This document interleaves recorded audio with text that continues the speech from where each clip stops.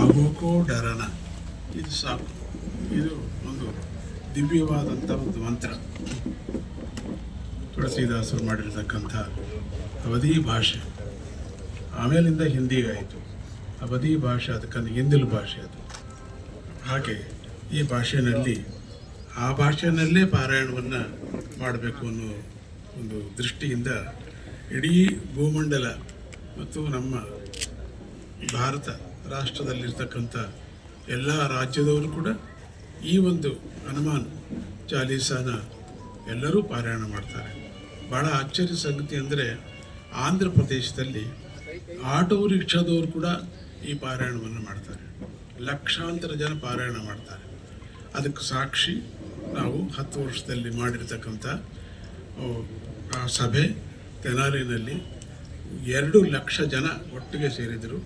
ಅಂದರೆ ಒಟ್ಟು 3 ಲಕ್ಷ ಜನ. ಮತ್ತೆ ಸಾಯಂಕಾಲ ಬೇರೆ ಕಾರ್ಯಕ್ರಮ ಇದೆ ಅಂತ ಅಂದ್ಬಿಟ್ಟು ಜನ ಬಂದಿದ್ದವರು.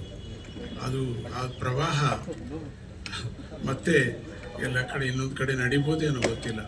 ಆ ತರಹ ನಾನು ನೋಡೇ ಇಲ್ಲ ಅಂತ ಪ್ರವಾಹ, ದೊಡ್ಡ ಪ್ರವಾಹ. ಅದು ತುಂಬ ಡಿಸಿಪ್ಲಿನ್ ಆಗಿದ್ದರು ಜನ ಎಲ್ಲ.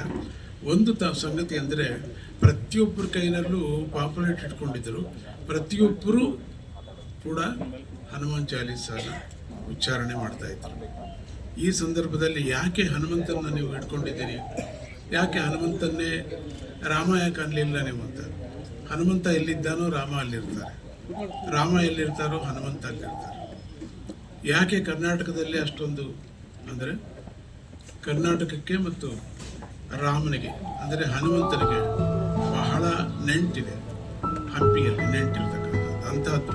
ಆದ್ದರಿಂದ ಹನುಮಂತನನ್ನು ಹನುಮ ನಾಡು ಅಂತ ಕೂಡ ನಾವು ಕರಿತೀವಿ. ಕರ್ನಾಟಕವನ್ನು ಮೊದಲು ನಾವು ಕರೀತಾ ಇದ್ದದ್ದು ಹನುಮನಾಡು ಅಂತ ಕರಿತಿದ್ವು. ಆಮೇಲೆ ಕರ್ನಾಟಕ. ರಾಜರಾಜರು ಇದ್ದ ಸಮಯದಲ್ಲಿ 108 ಹನುಮಂತನ ಆಲಯಗಳನ್ನು ಮಾಡಿದ್ದಾರೆ. ಅವರು ತುಂಬ ಅದ್ಭುತವಾಗಿರ್ತಕ್ಕಂಥ ಕೆಲಸ ಮಾಡಿದ್ದಾರೆ. ಆವಾಗಿನ ಸಮಯದಲ್ಲಿ ಸುಮಾರು ಜನಕ್ಕೆ ಗೊತ್ತೇ ಇಲ್ಲ ಏನೇನು ಮಾಡಿದ್ದಾರೆ, ಎಲ್ಲಿದ್ದಾರೆ ಅಂತ. ಹೀಗೆ ಈ ಹನುಮಾನ್ ಚಾಲೀಸ ಕಾಶಿನಲ್ಲಿ ಹೋಗಿರ್ ಚಾಲೀಸವನ್ನು ಮಾಡ್ತಾರೆ. ಯಾರು ಅಲ್ಲಿ ಹನುಮಾನ್ ಚಾಲೀಸ ಮಾಡಿದ್ದಾರೋ ಕಾಶಿನಲ್ಲಿ ಅಲ್ಲೇ ಕೂತ್ಕೊಂಡು ಬರೆದಿರ್ತಕ್ಕಂಥದ್ದು ತುಳಸಿದಾಸರು. ಬರೆದಿರ್ತಕ್ಕಂಥ ಜಾಗದಲ್ಲಿ ಹನುಮಂತನನ್ನು ಪ್ರತಿಷ್ಠಾಪನೆ ಕೂಡ ಮಾಡಿರ್ತಕ್ಕಂಥದ್ದು ಉಂಟಲ್ಲಿ. ಅಲ್ಲಿ ತುಂಬ ಅದ್ಭುತವಾಗಿರ್ತಕ್ಕಂಥ ಹನುಮಂತನ ಪಾರಾಯಣವನ್ನು ಪ್ರತಿಯೊಬ್ಬರೂ ಕೂಡ ಅಲ್ಲಿ ಮಾಡ್ತಾ ಇರ್ತಾರೆ. ಅದಕ್ಕೆ ಹೇಗೆ ದೇಶಗಳಲ್ಲೂ ಕೂಡ ಹನುಮಂತನನ್ನು ಸ್ಮರಣೆ ಮಾಡ್ತಿದ್ದಾರೆ. ಅದಲ್ಲದೆ ಪಕ್ಕದ ದೇಶಗಳಲ್ಲೂ ಕೂಡ ನೀವು ನೋಡಿದಾಗ ಚೈನಾದಿಂದ ಹಿಡಿದು ಥೈಲ್ಯಾಂಡ್ದಿಂದ ಹಿಡಿದು ಈ ಸಣ್ಣ ಸಣ್ಣ ರಾಜ್ಯಗಳು ಯಾವ್ಯಾವ ದಿವ್ಯೋ ಅವೆಲ್ಲವೂ ಕೂಡ, ಮಲೇಷ್ಯಾದಿಂದ ಹಿಡಿದು ಹನುಮಂತನನ್ನು ಅಲ್ಲಿ ಒಂದು ಮಂಕಿ ಗಾಡ್ ಅಂತ ಕರೀತಾರೆ. ಹನುಮಂತನನ್ನು ಪ್ರಾರ್ಥನೆ ಮಾಡ್ತಾರೆ. ವ್ಯಾಲಿನಲ್ಲಿ ಇವತ್ತಿಗೂ ಕೂಡ ಸುಂದರ ಕಾಂಡವನ್ನು ಮತ್ತು ರಾಮಾಯಣ ದೃಶ್ಯವನ್ನು ಅವರು ಹುಡುಗರು ಅಲ್ಲಿ ಮಕ್ಕಳು ಅಲ್ಲಿ ಫ್ಯಾಮಿಲಿಗಳೇ ಇವೆ, ಸಾವಿರಾರು ಫ್ಯಾಮಿಲಿಗಳಿವೆ. ಪ್ರತಿನಿತ್ಯ ಅಲ್ಲಿ 4-5 ಡ್ರಾಮಾಗಳು ನಡೀತಾನೇ ಇರುತ್ತವೆ. ಅಂಥದ್ದು ಆ ವ್ಯಾಲಿನಲ್ಲಿ ಇರ್ತಕ್ಕಂಥ ಒಂದು ಸಮಯದ ಆ ಮಹಿಮೆ ಅಪಾರವಾಗಿರುವಂಥದ್ದು.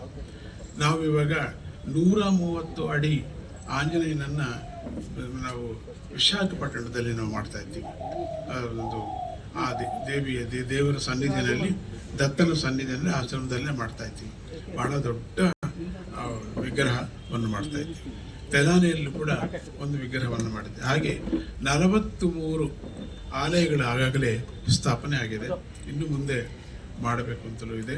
ಹಾಗೆ ಯಾತಕ್ಕೆ ಕಲಿಯುಗದಲ್ಲಿ ಹನುಮಂತನನ್ನೇ ಇಟ್ಕೊಂಡಿದ್ದೀವಿ ಅಂದರೆ ಹನುಮಂತನು ಪರಬ್ರಹ್ಮ ಸ್ವರೂಪನು ಮತ್ತು ಶಿವನ ಅವತಾರ. ಹನುಮಂತನು ಅಂದರೆ ಶಿವನಿಗೆ ಮತ್ತು ವಿಷ್ಣುವಿಗೆ ಭೇದ ಇಲ್ಲ ಅನ್ನೋದಕ್ಕೆ ಹನುಮಂತ ಅವತಾರವೇ ಒಂದು ಸಾಕ್ಷಿ.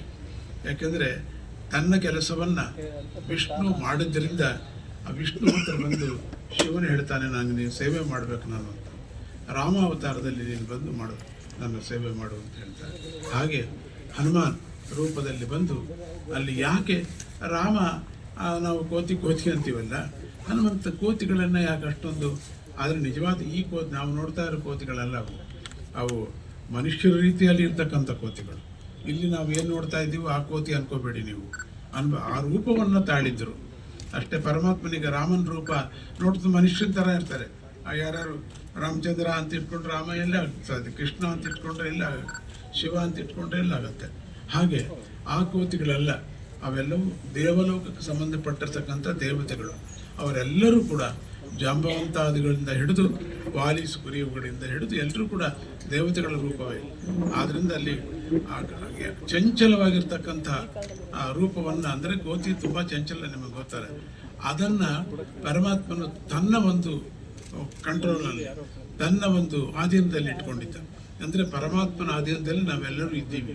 ಅಂದರೆ ಬುದ್ಧಿ ಮತ್ತು ಆತ್ಮ, ಅಂದರೆ ಮನೋ ಕಾರ್ಯಕ್ರಮವನ್ನು ಇದೇ 14ನೇ ತಾರೀಕು ಹಮ್ಮಿಕೊಳ್ಳಲಾಗಿದೆ.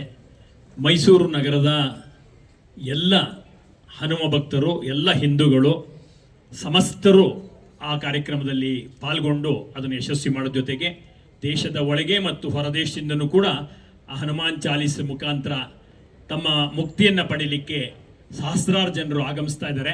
ಇದು ಮೈಸೂರು ನಗರದ ಕಾರ್ಯಕ್ರಮ. ನಾವೆಲ್ಲರೂ ಕೂಡ ನಮ್ಮ ಜವಾಬ್ದಾರಿಗಳನ್ನ ಇಟ್ಕೊಂಡು ಪರಿಪೂರ್ಣ ಸೇವೆಯನ್ನು ಮಾಡೋಕ್ಕೆ ನಾವೆಲ್ಲ ಸಜ್ಜಾಗೋಣ ಅನ್ನುವಂಥ ಶ್ರೀಗಳವರ ಆಶೀರ್ವಾದ ಪಡಿತಾ ಆ ಸೇವೆಯನ್ನು ಮಾಡಲಿಕ್ಕೆ ನಾವೆಲ್ಲರೂ ಹೆಜ್ಜೆ ಹಾಕ್ತಾ ಇದ್ದೀವಿ. ಎಲ್ಲರೂ ಬರಬೇಕು ಅನ್ನುವಂಥ ಮತ್ತೊಮ್ಮೆ ಕಳಕಳಿಯ ಮನವಿಯನ್ನು ಮಾಡ್ತಾ ಇದ್ದೀವಿ.